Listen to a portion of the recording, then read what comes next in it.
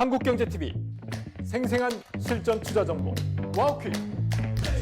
월 5,000원 커피값으로 투자 정보가 내 손 안에 배달됩니다. 와우킥 N에서 만나요. 오늘 국제경제 읽기 시간엔 글로벌 증시 속 두각을 나타낸 한국 증시 얘기해 보겠습니다.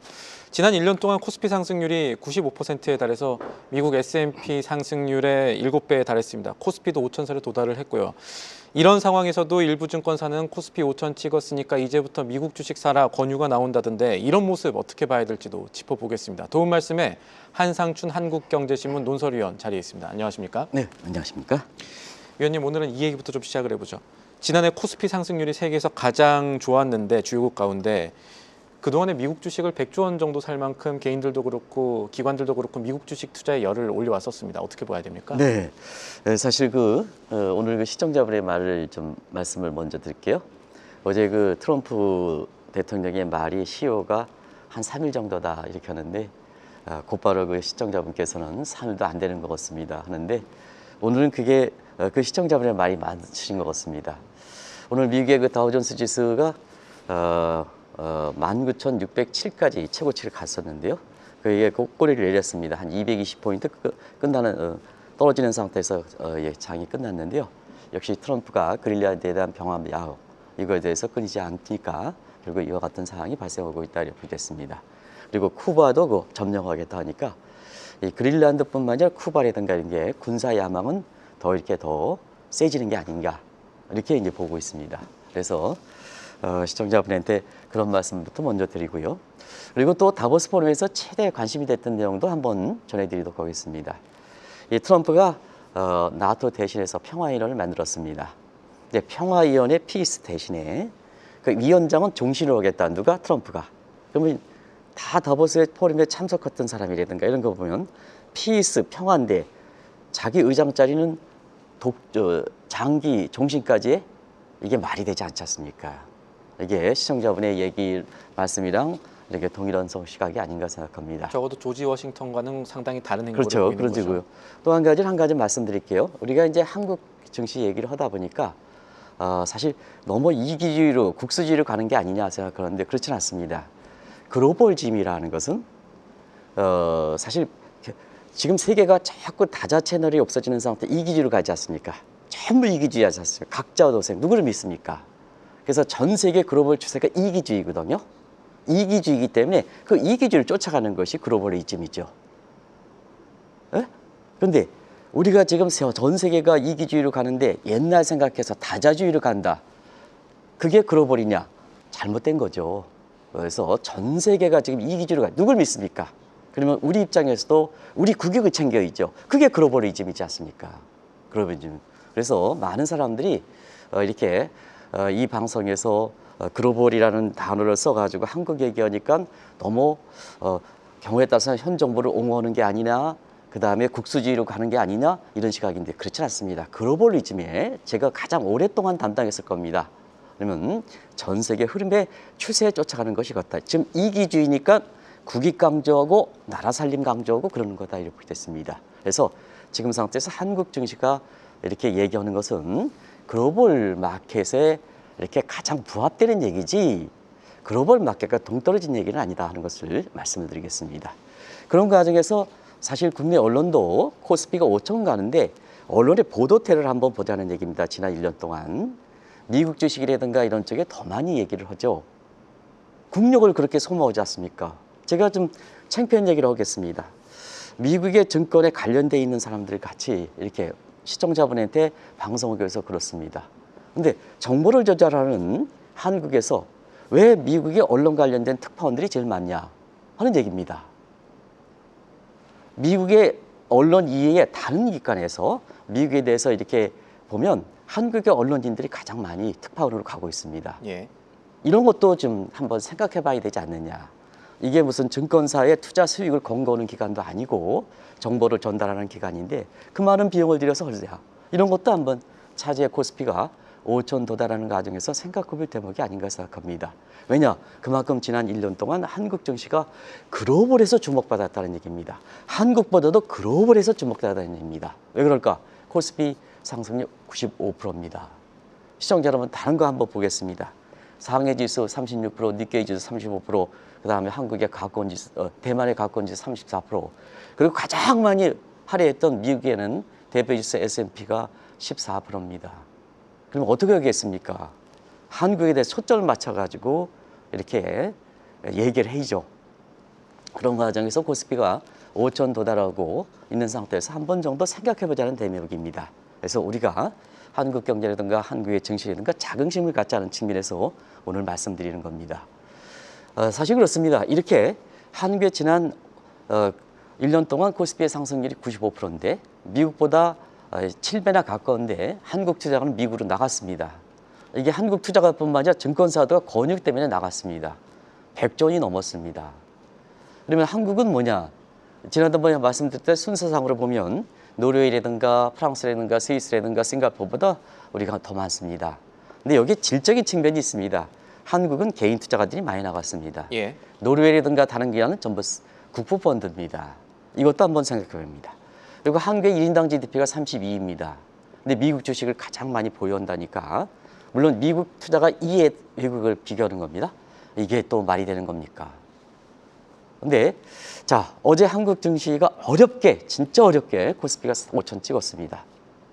모두 해죠. 이 판국에 자 미국 주식을 이제부터는 가야 된다. 그만큼 한국 증시가 불안하다는 얘기입니다. 한국 경제를 또 자긍심 갖지 않고 굉장히 불안하게 생각한다는 얘기입니다. 그러면 한번 보겠습니다. 이것도 어떤 전문가가 얘기한 것을 그대로 가져왔습니다. 원달러율이 올라갈수록 미국 주식은 수익이 납니다. 맞는 얘기죠. 근데 지금 우리나라는 원달러율이 올라가서 국민의 세금 통해서 지금 잡기에 나서고 대통령께서 신년사에서 환율을 얘기하는데 이게 말이 됐냐 입니다. 맞는 얘기입니다. 맞는 얘기입니다. 근데 국민 전체는 지금 환율을 안정시키기 위해서 노력하는데 이런 얘기를 한다는 얘기입니다. 이게 없는 얘기냐? 아유, 지금 시점에서도 조금 있다가도 그런 얘기를 할 겁니다. 우리나라의 PB들이든가 이런 사람들이. 두 번째는 환율이 올라갈수록 저렇게 미국 주식의 수익이 난다. 이렇게 얘기하면 위기를 조장하는 거냐? 이렇게 나올 수가 있죠. 그리고 그게 한국 증권사냐? 한국의 감독기관이라든가 해서 허가권을 받아가지고 하는 한국에서 영업하는 그 증권사냐? 한번 생각해 봐야죠. 이렇게. 그래서 오늘 이 내용을 보면 굉장히 흥분할 내용인데요. 차분하게 좀 말씀드리도록 하겠습니다. 예. 방금 하신 내용들을 조금 한편에서 보면은 한편에 우리가 갖고 있는 불안감이 있으니까 지금 5천 정도면은 이제 미국 증시 갈 때도 됐다라고 말할 수도 있지 않습니까? 이런 불안감이 우리한테 있는 것은 사실인데 위기설이 우리가 코스피 상승률 1일 때도 많이 거론이 되었죠, 한국 증시가. 예, 사실은 우리가 지난번에도 한번 반복되기 때문에 우리가 펀더멘탈이 그렇게 나쁘냐는 얘기입니다. 오늘 지금 신앵커 말씀하신 대로 코스피 5차일 되더라고 우리 증시의 획기적인 이정표가 한국 경제 입장에서 이정표를 걷지 않습니까? 예. 미국 주식으로 가라 하면 그만큼 한국 경제가 불안하다. 또 그동안 한국의 위기설 문제가 이렇게 우리가 한번 차제에 5천 갔다고 이렇게 사전에 얘기하지 못하고 5천 갔으니까 이렇게 인터뷰하고 그러는 것보다도 이 시점에서는 오히려 이런 것이 더 낫지 않냐 생각합니다. 그런 과정에서 사실 그동안 한국 경제의 모습 보면 펀더멘탈이 괜찮았다는 얘기입니다. 성장률도 제가 말씀드렸지 않습니까? 소비자 물가, 실업률, 자본 비교는 낮습니다. 경상수지 1,300 벌었습니다. 이렇게 벌어봐야 뭡니까? 한국 증시 불안하고 위기다 해서 미국 주식으로 다 쏠러가면 환율이 올라갈 수밖에 없지 않습니까? 위기론 더 조장하는 것 아니겠습니까? 그런 측면에서 오늘 생각해보자는 얘기입니다. 그래서 한국 경제의 위기론, 불안감에 대해서 이게 이제 시점상 보니까 시청자분들 아시겠지만 1990년 외환위기가 계기가 됐습니다. 그래서 그 이전에 한국 경제는 압축 성장이었죠. 1차, 2차에서 압도적 세계에서 주목된다. 이때 위기는 안 나왔습니다. 위기는 안 나왔습니다. 근데 한번 위기설 되니까 이게 위기의 낙인 효과입니다. 그때 위기가 수없이 나왔습니다. 근데 우리는 위기설이 나올 수밖에 없는 구조가 있죠. 왜냐? 우리는 중간자 입장입니다. 미국이라는 큰 국가, 그 다음에 중국과 러시아의 틈바구니 국가, 세계에서 유일한 분단 국가 해서 위기설이 나오는 것은 사실은 이해가 된다. 근데 경제적 측면은 그렇지 않지 않느냐는 얘기입니다.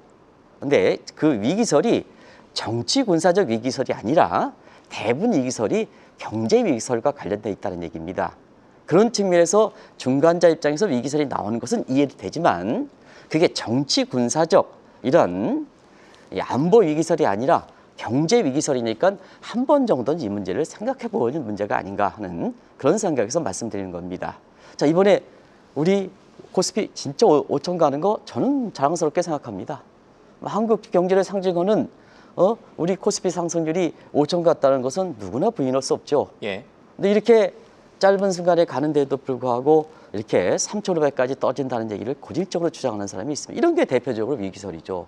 자, 이 사람 말 믿고 얘기했으면 개인 투자자 입장에서는 얼만큼 투자의 손실을 투자를 돈 벌 수 있는 길을 놓쳤겠습니까? 이게 위기설이 딴 게 위기설입니까? 더더구나 지금 이 기설이 신중을 기해야 된다는 것은 자, 지금 서로 연결돼 있습니다. 모든 우리가 우리 기설 떠주면 자, 우리가 글 뜨면 다른 나라에서 전부 받아 적습니다. 예. 그래서 네트워킹 효과라든가 심리 효과 때문에 그 사람의 얘기라든가 뭔가 위기설을 하는 사람은 특정 사람은 얘기하는 거 아닙니다. 위기설 얘기하면 전 세계적으로 퍼진다. 이게 심리 효과와 네트워킹 효과가 크기 때문에 그렇습니다. 그럼 이렇게 얘기하면 당신 무슨 얘기냐? 이게 양면성이 있죠. 위기를 얘기하면서 그 위기설이 가기 전에 사전에 좀 우리가 조율하자. 사전 예비 효과도 있습니다. 근데 문제는 지금 같은 네트워킹이 클 때는 사전 예비 효과보다도 오히려 부정적 측면 이것이 더 강화되기 때문에 위기설에 대해서 또 한국에 대해서 객관적인 현상에 의해서 불안감을 과잉적으로 가져가는 것은 우리가 자제해야 된다는 얘기입니다. 그게 위기설의 양면성 문제에서 시간이 가면 갈수록 부정적 측면이 많이 나기 때문에 그렇습니다. 그런 걸 꼭 좀 말씀드리도록 하겠습니다. 우리 경제 사실 여러 가지로 경제 쪽에서 위기설 많다라고 많이 말씀하셨는데 사실 저도 생각해 보니까 뭐 부동산부터 정말 여러 분야에서 우리 위기설이 있었던 것 같습니다. 어떤 위기설들이 있었습니까? 네, 위기설을 여러 가지로 한번 보도록 하겠습니다. 그동안 나왔던 것을 자막과 함께 그냥 설명은 안 드리고 하겠습니다. 시청자분 다 아시니까. 예. 자, 우리나라의 그동안 위기설 좀 분야별로 한번 보겠습니다. 시장 변화는 외환시장에 나타나는 외환위기 최근에 많이 거론되고 있죠. 예. 증시 붕괴설. 자, 5천 가니까 3,500 간다. 이게 붕괴설이죠. 부동산 위기설. 뭐 부동산 위기설 뭐 얘기 나오지 않습니까? 주체별로 보겠습니다. 가계부채 위기설. 그다음에 기업과 국가의 부도설 같은 거. 이게 다 이제 주체별이죠. 그리고 경기적 측면에서 잃어버린 10년. 뭐 베네수엘라 위기. 최근에 뭐 베네수엘라 위기도 뭐 나온다 그래요. 그런데요. 근데 이것도 부족하니까 모든 분야에서 한꺼번에 나오는 것이 이제 복합위기죠. 그래서 이 복합위기의 동시다발적 위기, 다중공선성 위기 이게 되는 거죠. 이것도 부족해 파워박스 스톱 문제, 그 다음에 총체적 위기 문제, 메가위기 문제 이런 게 이제 나왔던 거죠. 근데 절대 언급하지 말아야 될 사람이 대통령입니다. 대통령은 국가의 보위를 하고 안보에 책임받고 국민의 경제생활 안보를 책임받고 있습니다. 아무리 위기설이라 하더라도 국가의 통수권자는 위기설을 얘기를 하지 말아야 됩니다. 그런데 다들 아실 겁니다. 취임식 때 총체적 위기설을 얘기했던 대통령 지금 어떤 모습이냐. 시청자분한테 지금 이렇게 맡기겠습니다. 이렇게 해서 어려운 처지인데 이름까지 거명하면 안 될 것 같아서 취임식 때 총체적 위기를 그것도 이전 정부가 총체적 위기를 했다. 총체 파괴했다. 이분의 지금의 제가 존칭어를 쓰겠습니다. 그거는 개인에 대한 존칭이 아니라 국가의 통수권자였었기 때문에 존칭입니다. 그건 국민의 태도가 아닌가 생각합니다. 이분이 지금 어디 가 있느냐. 한번 시청자 여러분이 보겠습니다. 그래서 뭐든지 국가의 통수권자는 위기설을 얘기하면 안 되는 겁니다. 국민에 대한 파급 효과 때문에. 그게 언론을 타고 전 세계에 파급되기 때문에 꼭 좀 말씀드리겠습니다. 알겠습니다.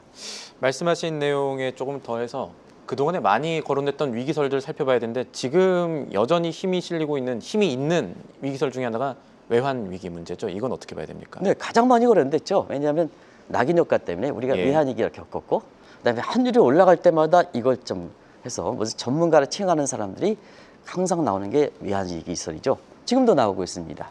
그러면 자, 원달러를 금통할 때마다 나오는 외환 위기설 이게 이제 과거와는 좀 성격이 다릅니다. 과거의 외환위기 직후 때는 단기 외채 통계만 나왔을 때 그랬습니다. 왜 그럴까? 1990년 단기 외채 비율이 높기 때문에 그렇습니다. 그런데 단기 외채 통계만 나올 건데 지금 단기 외채 비율이 많이 줄어들었지 않습니까? 근데 최근에는 일부 이렇게 대학 교수라든가 뭔가 환율이 올라갈 때만 이걸 거론되는 게 특징이다 이렇게 보여졌습니다.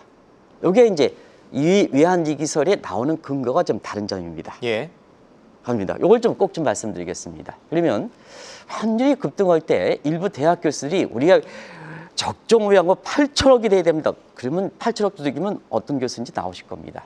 근데 그 양반들이 얘기하는 시각에 대해서 자, 환율 급등할 때 외환위기는 결과적으로 보면 외환 수급 문제입니다. 그래서 그것을 판단하는 방법이 모리스 골든스타일 위기 판단 지표입니다. 그리고 골드만삭스의 외채 상환 지수입니다. 그런데 오늘 시간 관계상 많이 알렸던 모리스 골든스타일의 위기 판단 지표 가지고 오겠습니다. 이거는 단기적으로는 외자가 이탈하느냐. 근데 지금 외자가 이탈합니까? 외국인들은 지난 1년 동안 추세적으로 들어왔죠. 근데 환율이 급등한다고 왜 얘기합니까? 외국인 들어오는데.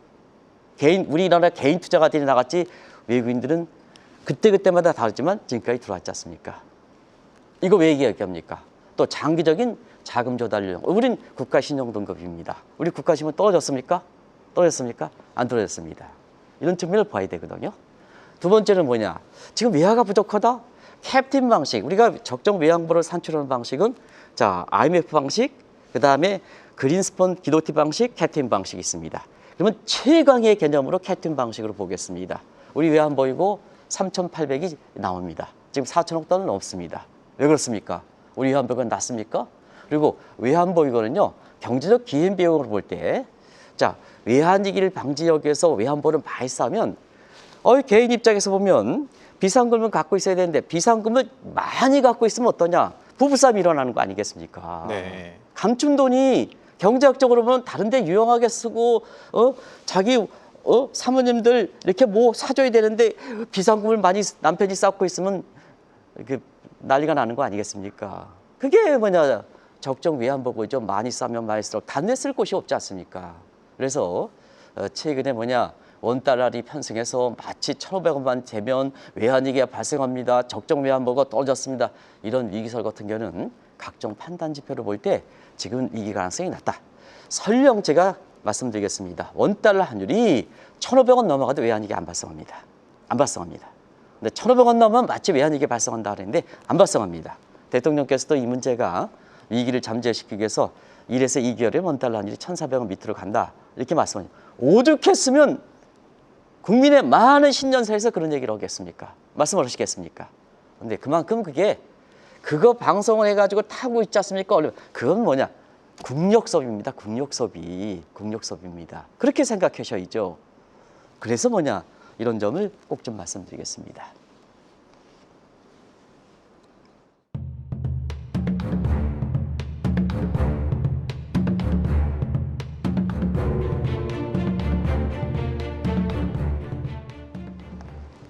코스피 5천이 넘어간 한국 증시 저희가 그동안의 위기설들 하나 살펴보고 있는데요. 위원님, 한국의 국가 채무가 문제다, 나라 빚이 많다라는 얘기들도 사실은 숫자를 보면 좀 다른 얘기일 수도 있지만 정치권에서는 많이 나왔지 않습니까? 이건 어떻게 봐야 될까요? 국가부도설, 이건 국민보다도 그동안 쭉 찾아보니까 정치인들이 많이 있습니다. 정치인들이 뭐냐, 당리당적적 목적에서 이 국가 이렇게 부도설을 많이 얘기했죠. 내가 정권을 잡을 때는 뭐냐, 우리 당이 잡을 때는 국가부도설에 부인하다가 반대로 뭐냐, 야당이 됐을 국가부도설이 나왔던 그 상태에서 결과적으로 우리 국가부도설이, 우리는 재정이 건전한 국가입니다. 한번 보겠습니다. 국가 채무가 빠르긴 합니다. 왜냐하면 지금 재정이 건전하니까 국민들이 이제 쓰긴 써이죠. 우리가 지금 국가의 GDP 대비해서 국가 채무 비율이 52%뿐이 안 됩니다. 미국은 110%입니다. 일본은 270%입니다.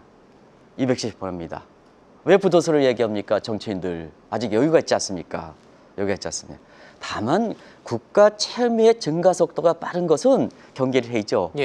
국가 채무가 빠른 속도가 여야 정치인에서 왔다 갔다 하는 상태에서 지키지 못해, 그러니까 준칙을 마련하는 거죠.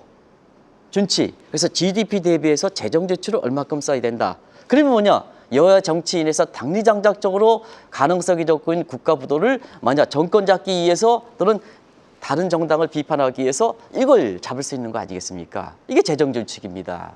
재정준칙입니다. 그래서 여야 의원들이 재정준칙에 대해서 많이 얘기했던 거죠. 이게 필요합니다. 근데 시청자 여러분들 꼭 좀 말씀드리면, 재정은 양입 제출의 원칙이 아니고 양출 제출의 원칙입니다. 자, 이거 무슨 얘기냐면 한상준 논설위원은 저는 그렇습니다. 소득이 들어와야 지출을 하는 겁니다. 예. 양입 제출입니다. 다 그러실 겁니다. 그런데 국가는 그렇지 않습니다. 예산을 설정해요. 양출을 생겨요. 그리고 부족해요? 중구 거리에 경찰서 많이 깔아가서 딱지 끊으면 되는 거죠. 이게 양출 제입의 원칙입니다. 그래서 재정 적자 국가 채무는 늘기 마련입니다. 요겁니다. 그런데 국가 채무 증가 속도를 증가하기 위해서 재정 지출을 선택하고 그다음에 두 번째는 국민 입장에서 설득력을 있어야 되거든요. 예. 그러면 경제 주체별로 생각하겠습니다. 가계부처 개선을 하면서 국가 채무는 늘어가? 그러면 주체별로 이렇게 불평등의 문제가 있지 않습니까? 국가에서 본보기를 보이죠. 왜냐? 국민의 세금을 걷어야 되니까. 세금에서 운영되는 거니까. 그러면 주도 역할을 해야 되지 않습니까? 국가 가계부채 줄여라 하면 선도하는 국가 입장에선 채무를 잘 관리하지 않습니까? 그게 뭐냐?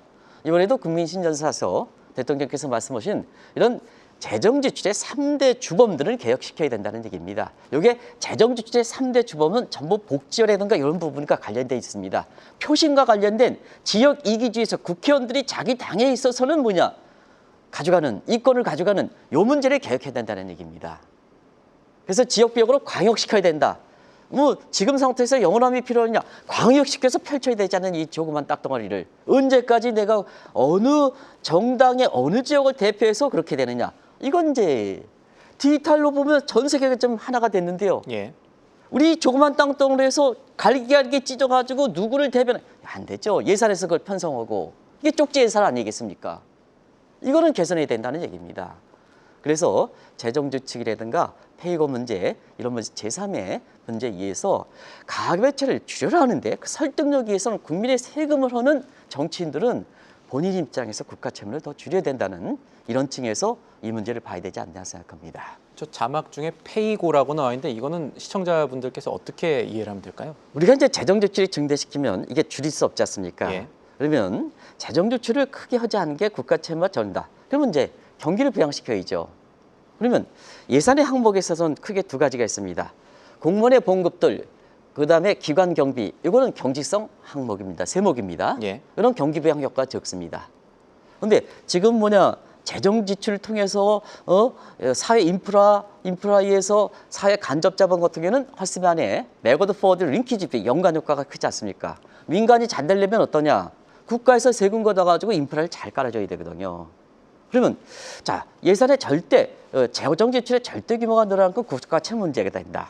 그러다 보니까 재정 지출을 이렇게 컨스턴트 하는 상태에서 세목을 조정하면 되지 않습니까? 자, 페이 누가 지불해라. 누가 지불해야 되냐?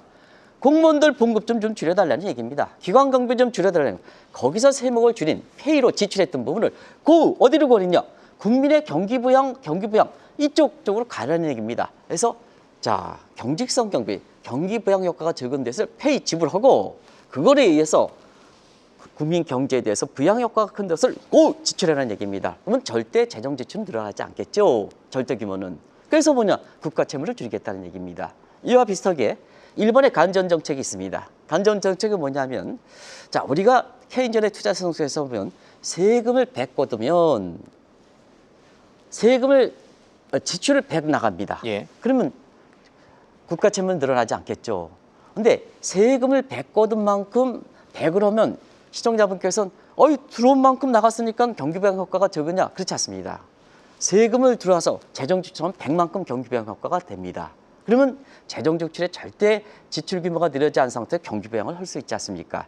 이러한 혁신적 방안을 도입하라는 얘기입니다. 국회의원분들이 국가 채무, 국가 보도서 가능성이 적은 것도 가지 말고 본인 입에서는 재정이 건전하다 그러지 않습니까? 근데 당뇨작정으로 하지 말고 지금 상태에서 혁신적인 페이고라든가 그다음에 간정정책 여기에 좀 국회 책상머리에 앉아서 그런 것을 좀 고민하라는 얘기입니다.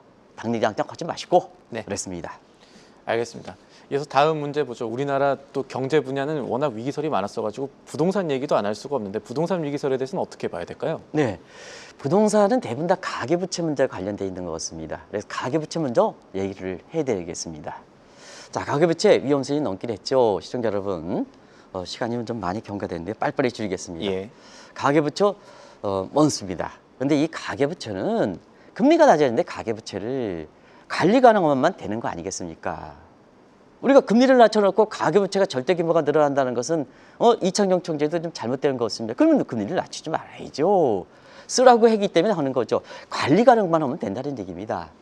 그래서 미국의 서브프라임은 담보가 없지 않습니까? 근데 한국은 가계부채는 대부분 다 뭐냐? 부동산 담보대출이 있지 않습니까? 그러면 지금의 담보력이 자 가계부채보다 높다고 판단하면 이거는 금리를 낮춰놨으니까 써야지 국민경제 입장에서 금리를 낮추는 목적이지 않습니까? 근데 가계부채만 남은 일부 대학 교수님이 미국의 서브프라임 사태를 곧바로 연결시킵니다. 연결입니다. 왜냐? 2008년에 서브프라임에서 부동산 위기가 나왔으니까. 이건 참 잘못됐다는 얘기입니다. 우리의 가계부채 문제는 가계부채를 조장하는 게 아니라 아파트 담보를 하고 있지 않습니까? 그래서 부동산 가격이 담보가 밑으로 떨어지면 그건 문제가 됐어도 가계부채 절대 규모가 금리를 낮춰놓고 절대 규모가 는다고 해서 이것이 미국의 서브프라임 우리나라의 가계부채 위기설을 얘기하는 것은 이건 뭐냐? 너무 위기설을 조장하는 세목이 아닌가 하는 이런 생각이 듭니다. 관련해서 부동산 얘기도 간단하게 다시 한번 짚어볼까요? 그러면은 네, 부동산 얘기는 인구 통계학적 관점에서 강남의 아파트 가격을 계속 떨어진다는 부동산 전문가가 있었습니다. 지금은 주식 얘기를 하대요 보니까 또. 근데 강남의 집값 자막이 안 고쳐졌네요. 질문 7번에 대한 자막 좀 보여주시기 바랍니다. 질문 7번. 근데요, 대부분 그렇습니다. 한계 부동산 위기설을 제조하는 사람은 대부분 인구 통계학 관점입니다. 시청자 여러분 잘 아시겠지만 2015년에 해리덴터가 인구 절벽이라는 걸 해서 강남의 집값 폭락한다 이렇게 했습니다. 그때 5대 시중왕장도 2016년을 기할까요? 강남의 아파트 가격이 15% 떨어진다 이렇게 얘기했습니다. 근데 누가 해리덴터가 얘기했으면 이건 그냥 인간 시중 그때 당시입니다. 지금이 아니고 시중은행장을 이렇게 얘기하는 시각 또 일부 부동산의 전문가가 이렇게 얘기하는 시각은 잘못된 게 아니냐. 이것도 외국을 선호하는 사대주의 상황입니다. 외국에서 누가 하나 얘기하면 인구 통계학과에서 강남 부동산 떨어집니다. 떨어지면 뭘 떨어집니까? 강남에 지금 집값은 더 올라가지 않습니까? 이 강남 지역의 아파트 문제에 대해서는 요즘 더 얘기해야 되는데요. 필패론과 불패론이 있는데요. 시청자 여러분 어느 쪽으로 보십니까? 어느 쪽으로 보십니까? 시청자들한테 이렇게 답을 맡기면서 저도 개인적으로 이걸 할 얘기가 좀 많은데요. 좀 줄이겠습니다. 오늘 시간이 조금 더 길었으면 좋겠는데 어쩔 수 없이 마지막 질문 빨리 드려야겠네요. 지금 같은 위기설들 올해도 계속 나올 가능성이 있을지 그럼 우리는 어떤 방향을 봐야 되는지 이 부분을 좀 짚어보겠습니다. 네, 벌써부터 지금 코스피 5천 불안하니까 미국 주식 가라 이렇게 얘기죠. 근데 국내 증권사들 한번 보면 예측 다 틀렸죠. 상하반기 예측 이렇게 보겠습니다. 첫날에 예측이 틀리는 증권사도 있었지 않습니까? 첫날에 증권사 예측치 않는데 1월 2일 날 틀린 증권사도 있었습니다. 뭘 가지고 어제 5천 가는데 증권사가 뭘 했다고 전문가가 나와서 인터뷰를 합니까? 그동안 사전에 맞춰줘야죠. 대충 추세라도 맞춰줘야죠. 그렇지 않습니까? 근데 올해 증권사의 상하반기 예측을 보겠습니다. 상반기 높고 하반기 낮다. 상고하죠. 9월이 두렵다. 이런 적이죠. 대부분 다 이거에서 받아들이는 사람 보겠습니다. 대부분 위기설은 9월 달에 나왔거든요. 과거 유럽 위기도 그랬습니다. 2011년. 리먼 사태도 그랬습니다. 2008년 서프라임. 그 다음에 리먼 사태 2009년도 그랬고 요리아 외환 위기도 9월 달에서부터 시작했으니까. 증권사 분들 잘 얘기하셔야 됩니다. 9월이 들었다면 받아들이는 입장에서는 각 위기가 9월에 나왔거든요. 그러니까 그것을 알고 있는 사람은 굉장히 두렵게 생각한다는 얘기입니다. 아닙니다. 자, 근데 지금까지 한번 보겠습니다. 각종 명목으로 위기설 나왔습니까? 거의 나오지 않았습니다. 이것도 외환위기, 정치인이 얘기했던 얘기 하는데요. 이것도 줄이겠습니다. 그래서 셀 수 없는 위기설 이렇게 나오면 누가 극복합니까? 우리 국민들이 극복하지 않습니까? 그래서 위기설이 가셔야되지 않았던 겁니다. 자, 그래서 코스피 5천 도달했습니다. 한국 증시의 이정표입니다. 얼만큼 한국 사람으로부터는 세계에서 주목받는데 자긍심이 얼마나 높습니까? 근데 이때 코스피 5천 오는데 일부 증권사에서 자, 불안하다. 미국 주식으로 가라. 이렇게 하면 되겠습니까? 저는 오늘 이렇게 코스피 5천에서 덩달아서 언론에서 미국 주식 다루다가 오늘 5천 가니까 크게 하는 것보다 이 시점에서 한국 사람이 한국 경제에서 한국 증시를 자긍심을 갖는 거, 이게 더 코스피 5천에 도달한 시사점이지 않느냐 생각합니다. 그동안 미국 주식에 대해서 크게 다루다가 이거 예측 못하고 5천 갔으니까 몇 개 변을 펼치는 것보다는 지금 이거를 생각해야 될 시점이 아닌가 하는 생각이 들어서 오늘 이 분야에 있어서는 좀 차분히 하려고 했는데 이 분야는 좀 강조하다 보니까 좀 흥분됐습니다. 시청자분한테 죄송하다고 생각하겠습니다. 한편으로 시사점이 있는 내용이니까요. 오늘 말씀은 여기까지 듣도록 하겠습니다. 지금까지 도움 말씀에 한상준 한국경제신문 논설위원이었습니다. 위원님, 오늘도 감사합니다. 네, 고맙습니다.